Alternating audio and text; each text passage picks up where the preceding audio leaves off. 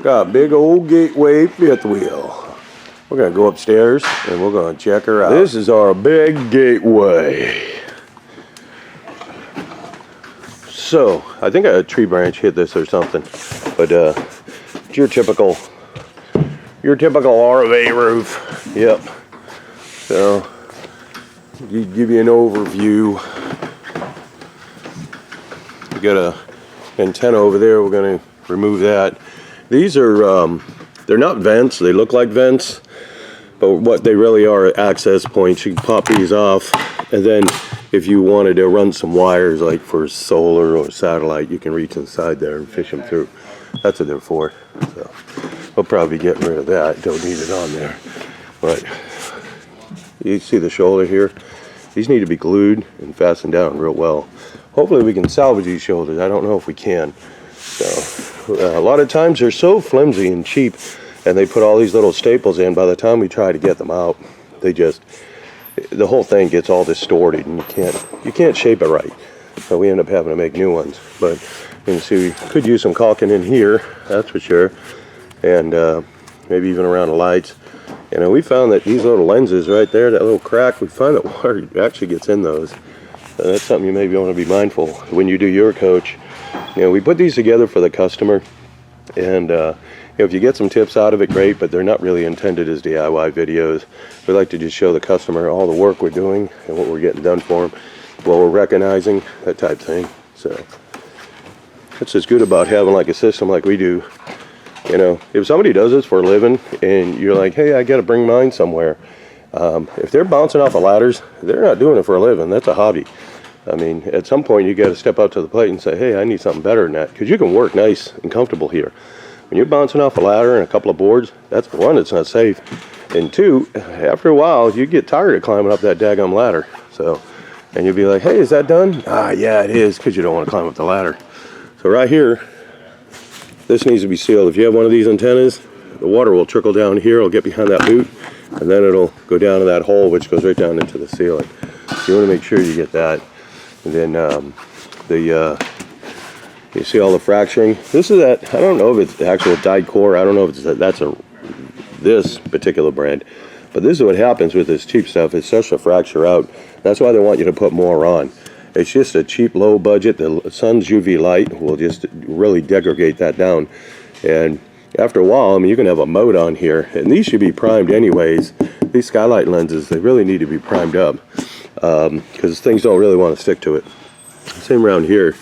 You'll see all of this product here. See how that's just beautiful. That's really all it is. It's beautiful. It's got an acrylic surface on it, and when the acrylic part of it starts to fracture out, like I said, that's how it starts to leak. And we'll see what we got under these. It's pretty common for us to pull these screws out and everything and see, some water damage that is infiltrated through there. So we got another plumbing right here. So we got 3 plumbing on this. And then, we like to go over everything. We just got a couple of ACs, so hopefully this will be straightforward. I'm not expecting a lot of deck damage, but we will be pulling the deck up to check. I want to check the trunk lines, and I want to check the electrical. So we do that on every single one. We pull them up, and then the new deck is going to be plywood, not OSB, which I'm sure this is OSB under here. And we'll be gluing and fastening it back down. So that's what we do. You want to make sure they're glued. These things rack and flex and twist too much, and if you don't glue and fasten it down properly, and you can't just start driving nails in all those things or even screws, because what'll happen is you'll end up splitting the truss assembly. So it really needs to be stapled. We've got a special staple gun that's designed for sheathing and decking, and once it gets in there, I'll tell you, it's a bugger to get apart. You're not going to just take it apart easy, that's for sure. And obviously we're going to glue it as well. So, and now what happens is, now when it's racking and twisting and flexing, now that you have the glue on the deck, then and have the decking glued down, it acts as like a buffer, so it will absorb some of that shock and it doesn't tax the fasteners. That's the whole point of it. So, but like I said, that's what we got here. We may end up doing these. I'm going to see if I can get it in one piece. You can see, like right here, there's a transition. Some of this cheap stuff that's so thin, this will roll or come around a lot easier. The stuff we use, it's commercial, So you can see you got kind of a what you call a fish mouth, a little pucker there, but also that's a piece of metal right there. Right here, that's the shoulder. And all they do is just put some tape on there. Hey, but that's what that is. And that's but on ours, we're gonna try and see if we can. We may end up having a fish mouth on here, and then what I do is I pinch it all together and then I fold it and weld it. I don't cut them. Some of the other ones that are more aggressive, we've had to do in 2, and I had one that I had to do in 3 pieces, but they're all welded back together. It doesn't matter, it's all the same. Once you weld it, it's all one unit at that piece, or one monolithical piece, if you will. So that's us on our gateway here. So we're about ready to tear it up, and we're going to see what's under it and hopefully get this thing out. And see, there's your OSB right there. Like I said, we'll pull that up. So, and the right way to put these down, rough side up. You get your lines. You can see that we've done a lot where the roofing isn't sticking. If you have yours and it feels kind of like it's not adhering well, a lot of people think that OSB has a smooth side and a rough side. It doesn't. It has, the reason why one side feels smoother is because when they make and fabricate all of this and manufacture the OSB, it goes into a press and they have to press it, and then the thing puts out something like 15,000 tons or something of force PSI. I mean, it's massive. But I mean, they're making massive sheets. They're not making like 4x8s. They're making, you know, probably like 20 by 100 sheets or something, so they can, then all they do is cut them up. But on that plate that comes up, that puts all the pressure on it to make sure it does, when they put all the resins, they put all the resins in for all these strands so they all glue together and bond together. But that resin will stick to the plate. So what they do on the plate is they coat it with wax, and then the wax gets on that side, and people think that's a smooth side. So what I'm getting at is if you put the smooth side up, you're actually trying to glue it down to the wax, and that's why it comes up. So, all right, let us get to it. All right, well, you can see we did not redeck this, so we didn't pull it up. The customer did not want to do that at all. So we highly recommend them do it so we could check the wires and check all that, and he said, nope, just get the roof on. So we're just gonna roll this out. We already got it glued. We'll roll this one out, and then we'll do the other side and start getting our curbs and everything in. Now what we're gonna do is we're gonna pack this down with this heavy roller. Go over the whole thing. So like I said, normally we do, you know, take the decking off, we do all that, we take it all off, we replace the decking. But this was an insurance job, and the insurance company won't pay for the decking to be replaced. So if you have a coach coming in here, keep that in mind, unless it's on our work order that we're going to do it. But if the decking was all damaged, and we could show there was damage in the decking due to a tree branch, due to whatever, then that's possible that they would do what they call a supplemental, and they'll pay for that. But normally insurance companies are not going to pay to redeck this. So he didn't want to spend the extra money on it. So anyhow, this is what we're doing. I don't like it because, you know, we don't know what's going on underneath. All the wires, you watch some of my other videos, you'll see we get a lot of wires and that don't have bushings in there on the ferrules. We also find trunk lines that aren't taped properly. We find a lot of these things. So, you know, we just can't be responsible for it because obviously we can't see it, right? So the other reason why I like to take the decking up too is I want to make sure that it's going to stay glued instead of trying to glue to the old glue, you know. So, and then sometimes you end up with little imperfections in here from the existing decking, blah, blah, blah. But anyhow, that's us. Like I said, we don't recommend it. If it comes in on a new work order that we do for everybody, then, you know, we're going to include the decking on it. So, but this is we got most of the roof is all done. Everything's done except I got to fill those pockets a little better, and we got a second strike going on there, but the first strike's on it. Then we had some issues. Some issues. That's how they say in Louisiana. Issues. I have some issues with the tape over here. So this tape ran over here and it failed, and there's a slide out. The tape failed. Then when it failed, see, when they put this on, let's see if I show you down here. There's a soft spot right here. Yeah, I'm pushing it. That's a galley. That's where water travels now. See? Hit a big old travel. And that's what happened. And the reason you know that happened is because you got rustiness. That one not. But some of the other ones are rusty. So water's been getting down in that track and just running down there. So we're gonna fix this and freshen it up. The back here, there was a piece of molding that went on. It's just a piece of like rubber molding that snaps over that. That's glued on anyways, this rail for the gasket. That's all glued on there. So we just took that piece off because it's going to be easier for us to just clean all that there, and we'll reseal it. So we'll do that. Now we'll go see what the other slide outs look like. But that's the culprit on here. We'll probably get this all cleaned up and dolled up. We're going to take every one of these screws out here, and we're going to seal all that as well. So we're going to get a little bit nice and perfect. Right, this is the driver's side.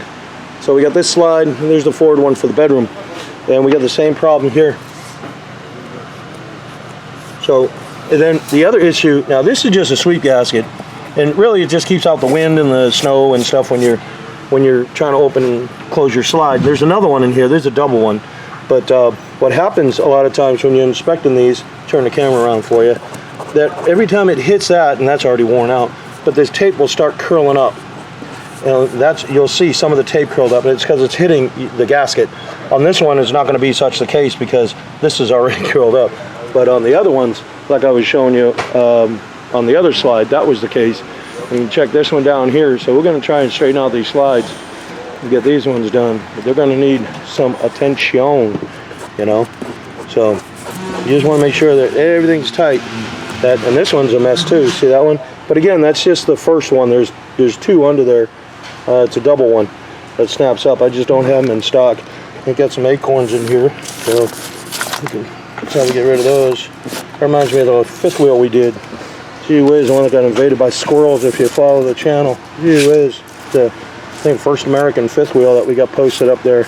That is, look at how these are all split like this. That I didn't really like that, but this edge right here is really sharp. That is sharp. We're going to blunt that down for sure.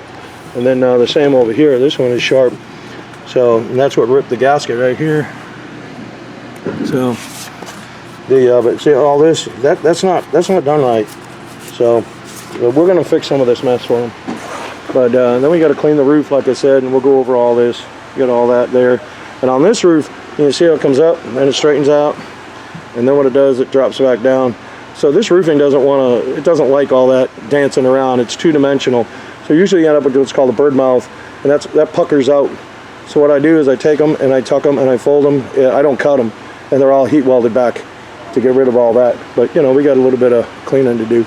But she'll be pretty for the prom here. So we got some tape on here, and you would think that tape was pretty good. Be like, hey, that doesn't look so bad. It'll be all right. If that's the case, so what I did is I just took these screws out. Look at them all. They're all rusted. All of them are rusted. So how can that tape be keeping anything out if they're all rusted? So we're going to take this off. You really don't need this tape. So what they do is they put butyl underneath this piece right here, put it underneath there, screw it down, and then what they do is they throw tape all over this whole thing. And like I said, typically the gasket right there, when you slide in and out, will, as a rule, will kind of curl that up. But what we're going to do is we're going to take all this up, clean it up, and I'm going to just seal this piece back down really well. And if you load this up underneath here, load it really well, clean it. You got to load it and prep it and everything else. But once you do all that and you load it with caulking in there and it bubbles out and you put a strike down there, you'll have so much caulking on there, you won't have an issue with it. You won't have an issue with the tape releasing or whatever. It won't matter. We did this one down here, and then we just got a couple more strikes to put on it, which are going to be, we just couldn't get all that tape off. But we're going to put a strike down here too, so we'll put that on there and we'll go on the inside and we'll finish it afterwards. Let's see, I just sealed all the screws. But that's how much we put on there. I mean, there's a big old bead underneath there for sure. There's a bed of it, so it's not going anywhere.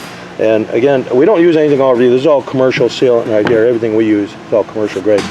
So that's how we're going to do this one, and that's how we're going to do the other side over there on the big slide out there. And then we'll put another gasket up here. So this is acting as a gasket as it closes. It looked like a cover at first, but it's really not. It just helps cushion when this is a fascia piece. These are called fascias. When it comes in, bumps up against there. So we're just going to replace that with a different gasket on that other side, because I don't have that particular one, but I do have a gasket, so it'll work. So more than likely, the way we got it, it may have to go on this side, but nonetheless, it'll still seal. So, all right, well, let's get to it. We got all these sealed up. This is the old tape, though. The roofing still goes under here. We sealed all of this, and then down here on all of them. We got one down there, hit that one down there, did the same exact thing too, and then go over here in our mess. There's my insert trim that I had to buy 2 miles of. We did the same thing here, all along there. So we took the whole thing apart.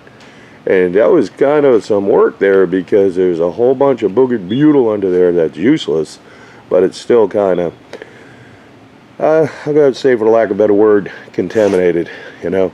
And then put a lick of caulking around the window, one around that, one around the other window. So I want to make sure everything's all sealed up. So what's next? We're going to put a gasket right here. So this one that was on here failed, so it's gonna be hard to put one on there. I don't have that style, but I do have one that I can put here. And then we got another lick of caulking up there. Other than that, we're pretty much done. You got to fill the boots, all that stuff. I'll go over all that after we pull these in. When we pull them in, we get the other side of that turn bar right there. So that's what we're trying to do now. And also that gasket, see the way it's rolled like that? That gasket is technically really too big. It really should be cut down. But sometimes you try to do a decent thing and it turns into a hot mess, so I'm going to leave it alone. Because you'd have to be real strategic to cut it nice and straight. And it's going to be squirrely up on top of a skylight. Slide out skylight.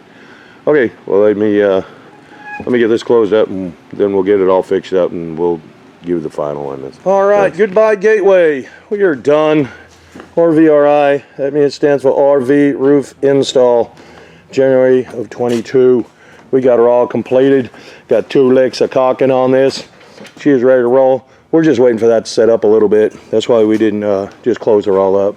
But see, we got our little stands on the back of the AC. It gives us some balance. And we've got our front counter flashing. What that does, when the water comes down, when the rain comes down, it'll hit there and it'll go. We've got counter flashing built into the curb up underneath, but there's also a foam gasket. So what I don't want to happen is the water to trickle down and just hit the base and then kind of get blown back into that gasket. So this basically protects it and it forces the water away from all that.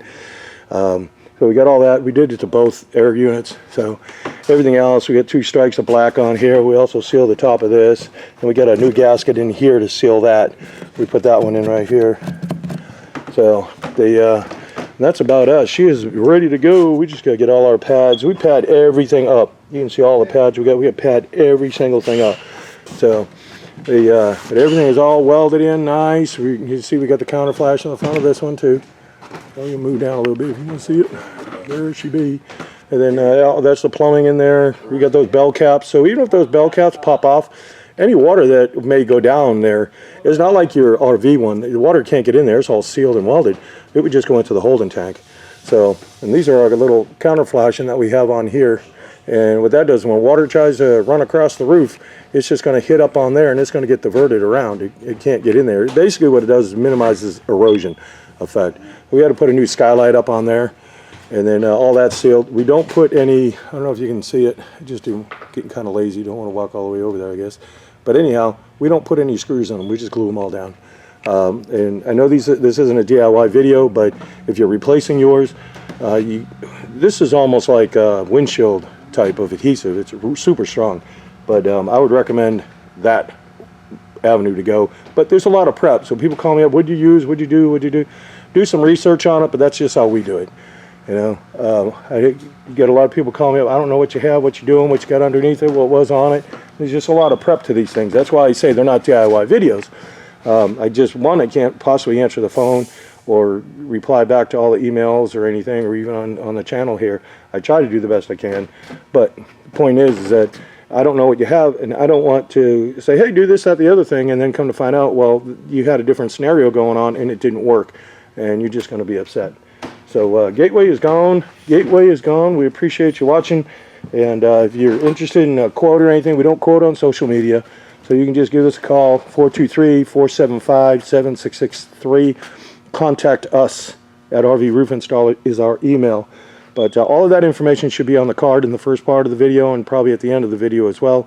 And then we got a care package that we also put in with this, and that'll be at the end of the video as well. And it shows how to do your inspections, and it shows how to do all that stuff. But we appreciate the work. We want to thank the customer for bringing it into us, and you know, allowing us to do the work. We really appreciate it.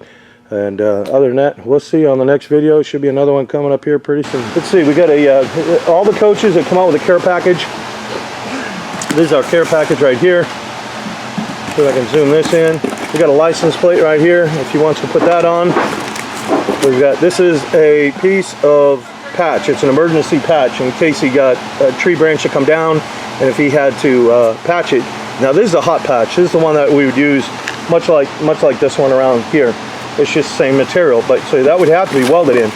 However, in an emergency, if you had a hole, and we'll say whatever right here, if you saw it in there, you take this and shove it in that hole and you go squirt, squirt, squirt, squirt, squirt all around in a circle like that and load it. Then you squeeze it, it'll bubble up. That's done. This is a moisture cured product. That's what we use. We use all Chemlink products. This is Durlink. That's what we use. So that'll seal it. But then we also left a couple of patches.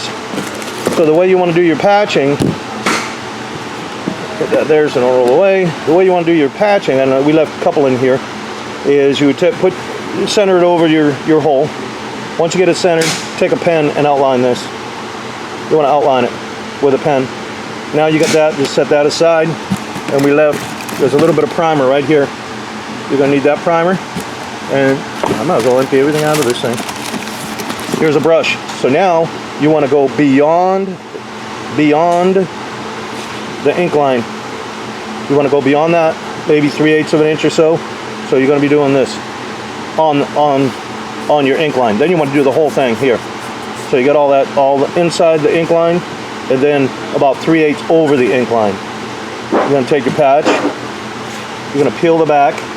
This film will peel right off, and you line it up. And I usually reach up underneath, and then I take my other hand and I kind of pull it this way. It keeps it nice and smooth.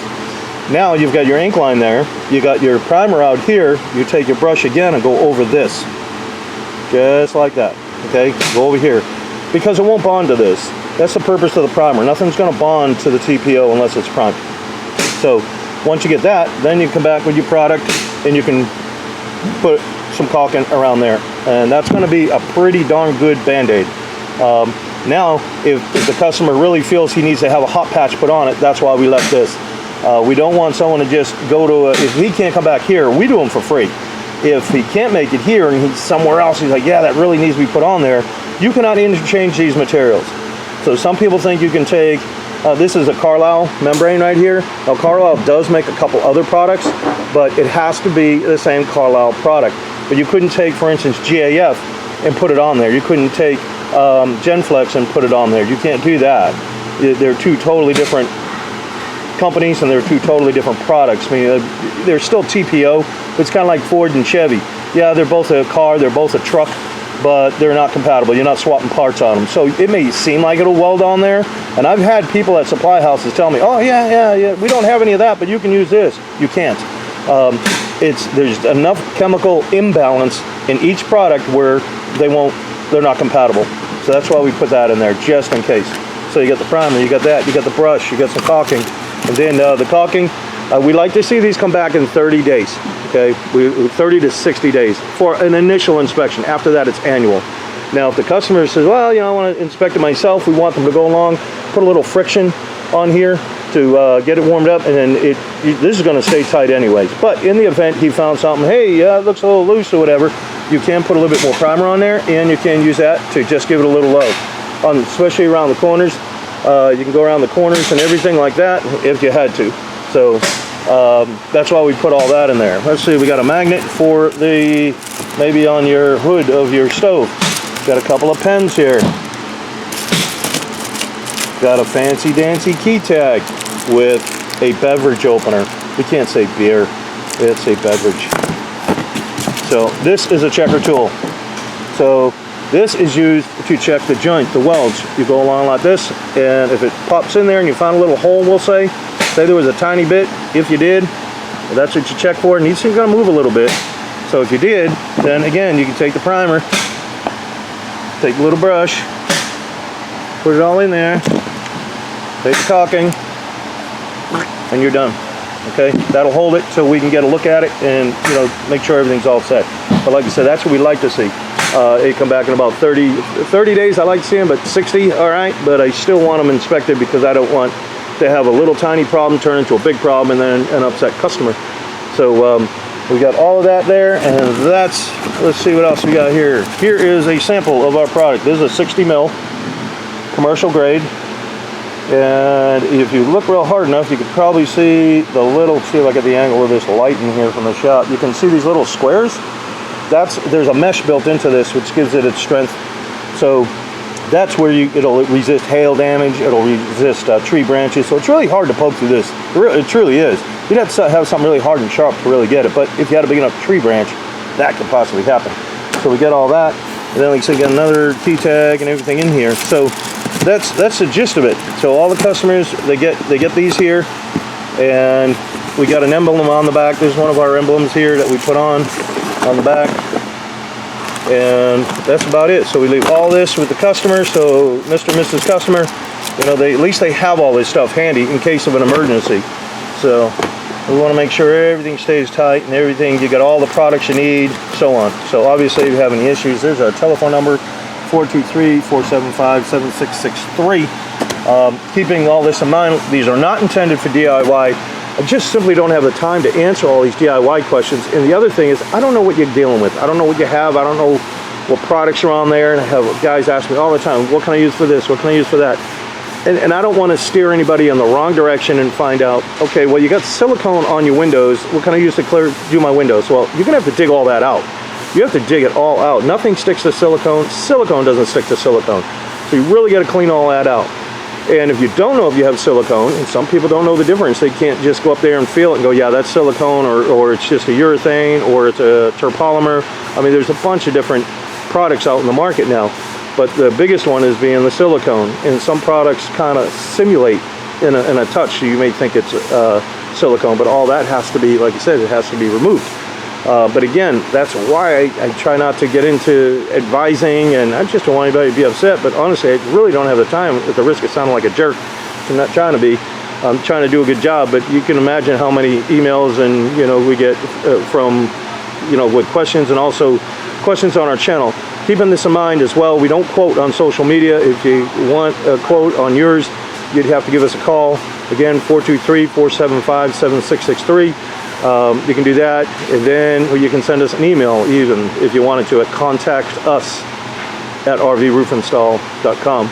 So that's about it. Everything's done. I think the customer just showed up, so we're going to get him coupled up here, and he may want to take a glance at the roof, and otherwise we're good to go. So we appreciate y'all watching. If you like the video, give it a thumbs up. What that does, from what I understand from the algorithms, what it does is if somebody's looking for information on RV roofs, then, you know, this video or other videos will pop up. That's what I'm guessing. So if you want to subscribe, well, we put these up pretty often. You can go through a lot of the other videos we have. Some I'm trying to think of some really good ones that we did that were just a hot mess. There's a Georgetown we did, I think a couple years ago. That Georgetown, we did the whole ceiling, took the whole ceiling and roof out and rebuilt that whole entire thing. There's a Montana that's up there. There's a earlier from years ago, maybe 5 years ago, there is a Siesta, and you can, that was roof we did, and the guy who did that roof put two roofs on, put the first one on, messed it up, put the second one on, messed it up, and you'll see that hot mess they did. They did not know what they're doing. So keep that in mind. There's a lot of guys out here on YouTube that'll say, hey, yeah, you can do this, you can do that.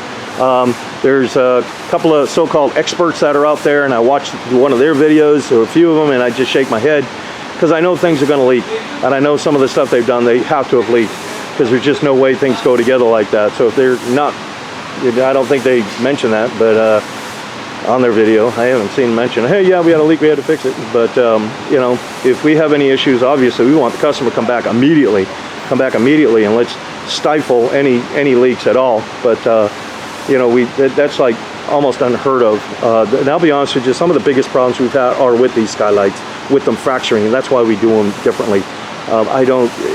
Some of these ones, like you said, they're manufacturer's defects on a lot of them. But that being said, especially if you had a cambered roof, if you had a roof that had just a little bit of a camber, that wants to lay down flat, like just a flat piece of glass.